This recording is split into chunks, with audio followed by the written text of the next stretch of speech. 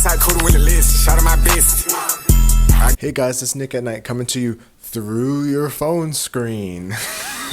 I still gotta work on my intro. But, guys, after the overwhelming success of my best albums 2024 list, by the way, thank you for 100 views. It's my first 100 view video. I appreciate it, guys. I decided that music videos are here to stay on the channel. I wanted to thank you just once again for watching, for having the conversations with me.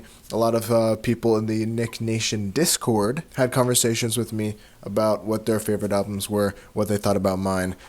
Shout out Joe, shout out Seth, all that stuff. Today's video, I know it's like, oh, Nick's Picks. Nick's Picks is kind of monthly faves, newer, shorter, cooler. I'm different now. 3 of my favorite albums in January. It's not going to be a certain amount, but today it's 3 of my favorite albums in January, 3 of my favorite singles in January. I'm just going to quickly talk about them, let you know what I was listening to, what new music I liked, what new music I recommend. I do want to start out this video by saying, if you're not subscribed already, please subscribe. Hit that bell maybe. I'm just a guy. I play Fortnite. I listen to music. And that's really about it. That's kind of like all I do, besides like maybe like art sometimes. And if you're not part of the Discord, the link is down in the description in the basement. Make sure you go and join the Discord, join the conversation. We're a lovely community. I also want to say that this video is being recorded before I listen to the Weeknd album. I want to do that on video and record my reaction to that, and I haven't been able to. So the Weeknd's new album is not going to be talked about today, but that's only because I haven't listened to it yet. And I have no doubt that if I listened to it beforehand, it'd probably be part of this list, but unfortunately not part of this list. I'll probably include it into February's list if I enjoyed it. Pull up a little script, of course. I'm a professional. I have a little script. So today I'm going to start with my first album, Bad Bunny's new album. It's going to be Bad Bunny's DeBí TiRAR más FOTos. Language barriers don't matter when it comes to Bad Bunny and his music. I personally became a fan of Bad Bunny back in 2022 when he dropped Un Verano Sentí. That album was a sweet, summery listen. You hear it a lot in clubs and parties and whatnot. That album was really cool and really different because not often can an artist create an album that has a song for everybody, but Bad Bunny did a really good job with that. Más FOTos has a similar energy to the 2022 album. It is this sort of dancey, cultured energy that was kind of ignored when he said he was going back to trap in the 2023 album, whose name I'm not going to pronounce. This album, Más FOTos, proves that lightning can strike in the same place twice, as Bad Bunny has yet again proved that albums that have a song for everybody is not impossible. It's just really hard to do, but he's done it with ease now twice. This album is danceable. This album is sensitive. This album is rootsy. This album is cultured. The Spanish isn't too much of an issue for me on this album, although I have listened to this album multiple times, top, bottom, just reading the lyrics in English as well. I really enjoyed my time with this project. If you're in the Nick Nation Discord, you probably remember me saying that this album wasn't anything special and I didn't like it and it didn't have much to offer. And you're right, I definitely did say that at some point. But after sitting with this album for a couple more listens, after getting back into it, again, I said that after my first listen of the album, this album is awesome. I do think that it is probably Benito's best album, to be honest with you. My favorite songs, I'm going to just butcher the names of every single song on this album. Nueve Yo, Unforgettable Dance. That's right, I'm going to use the English translation. Unforgettable Dance. And then I got Café con Ron and the title, the album track, DeBí TiRAR más FOTos. The entire album is good. If you like world music, if you like listening to music in different languages, if you like Bad Bunny, this is probably his best album. I definitely recommend it.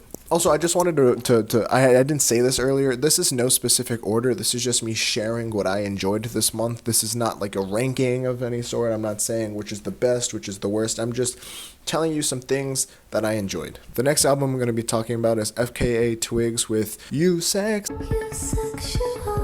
Unfortunately, I do want to start this by saying that I've never been the biggest fan of FKA Twigs, and that's nothing to do with her music or her ability as an artist. That's mostly about me and how I digest her music. And again, it's not because her music is bad. I don't mean anything by that. It's just like, there's always a time and place in the stuff that goes on while you're listening to this album and memories that you attach to it. That's why music sticks.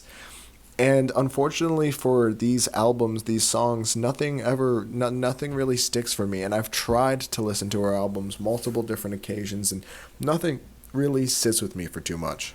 EUSEXUA was a different experience for me, although it pretty much started the same. I listened to it for the first time driving to school one day because it's like a 45-minute drive.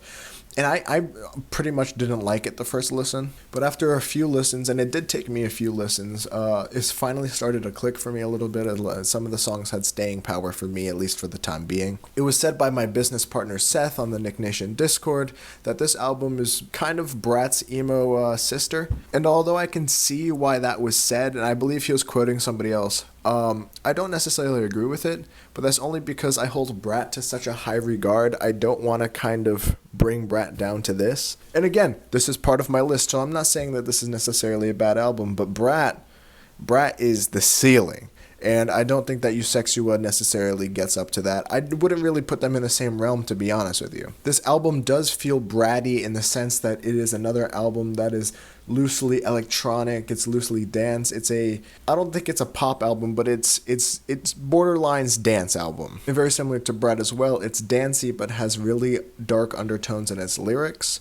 Except this time around, and the main difference between the two albums is that the beats and the lyrics pair well here in terms of the beats being a little more dark, a little more sinister, a little more futuristic, dystopian, and edgy. I can safely say after a bit of time with this album that it does get better with every listen, though. My favorite songs are The Drums of Death, Room of Fools, and 24-Hour Dog was a really nice track. The third album I wanted to talk about was I Can Change Your Mind by Maddie J. I realized as of recent that I've been really into these like bedroom pop alternative albums made by these young women, and for some reason all the album covers kind of look like this. All jokes aside, Maddie J is an artist that I've never really heard of before. A lot of the time when I'm looking for new albums to listen to, especially in a more timely manner, I check the Apple Music tab New, and they usually put out all the new albums that have come out that weekend. This album was at the top of that list, and I gave it a try while I was sipping some coffee one morning, just sitting outside. It's a very soft album with pretty sounds. Maddie's voice is really beautiful over it. I don't have too many crazy things to say about it. It's a really nice, soft piece of music. There's a lot of soft elements of rock in there. Only on some of the specific songs. A lot of them have a softer palette. My favorite songs on this record are Name Your Price, Stop Me If I've Told You This Story, Every Little Thing as well. Moving on to the singles, I first want to talk about Jane Remover's JRJRJR. And this song was interesting to me. It kind of caught me by surprise. This song sounds like a Ken Carson song made by Jane Remover in the classic Frailty Jane Remover fashion. Whatever genre you want to put this song into, it's awesome. It's hyper poppy. It's loud. It's all the things that I'm about nowadays. I love the loud hyper poppy songs. Jane Remover has kind of proven that they right now are sitting at the top of the totem pole when it comes to hyperpop, whatever that means to you now, because they consider hyperpop a dead genre apparently. Hyperpop as a phenomenon is a large spectrum of volume and glitchiness and kind of like a meme culture. It kind of sits on like a parody of the internet itself. And Jane Remover has proven that not all music in this genre, in this realm, in this soundscape necessarily has to be about memes. It doesn't necessarily have to interpolate a Crazy Frog song or something like that. Next, I want to talk about Appa's Stuntin' Like Appa. Appa himself in DMs has called me a glazer of his music, so I'll own that title. I'll own it. This new Appa song is awesome. Between his latest project, Mr. Do It All, this song, I have sealed myself as a fan of Appa. This song uses the same beats that is shown in Birdman and Lil Wayne's Stuntin' Like My Daddy. It's driving, it's full of horns, it's infectious. Appa's freestyle on the beat is fun, it's modern, it's exciting. My favorite line on the song is when he says, face card work and body T, I got him nervous. And all the videos he makes when saying like what happened to these manly men, it's really funny. The last real single I want to talk about is No Go by Laundry Day.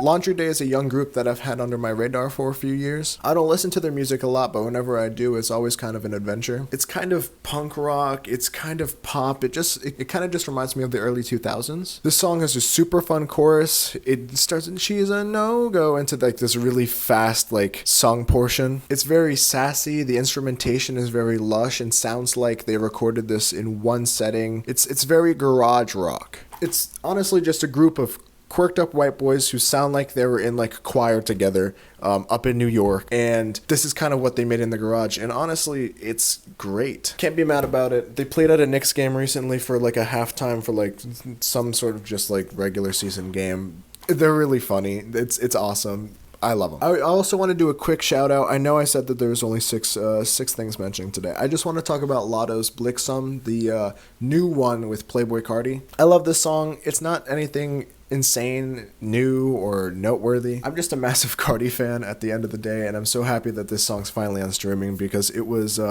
leaked on TikTok a while ago, I believe. And yeah, I do want these videos to be kind of short, so I think I'm gonna cap it there. These are just some noteworthy things that happened in January in terms of music. Again, The Weeknd's album, probably noteworthy. I haven't listened to it yet. But yeah, that's just some stuff I was listening to in January. What were you listening to in January? Let me know in the description. Let me know in the Nick Nation Discord. I'd love to hear it. Yeah, that's about it. I hope that you guys enjoyed.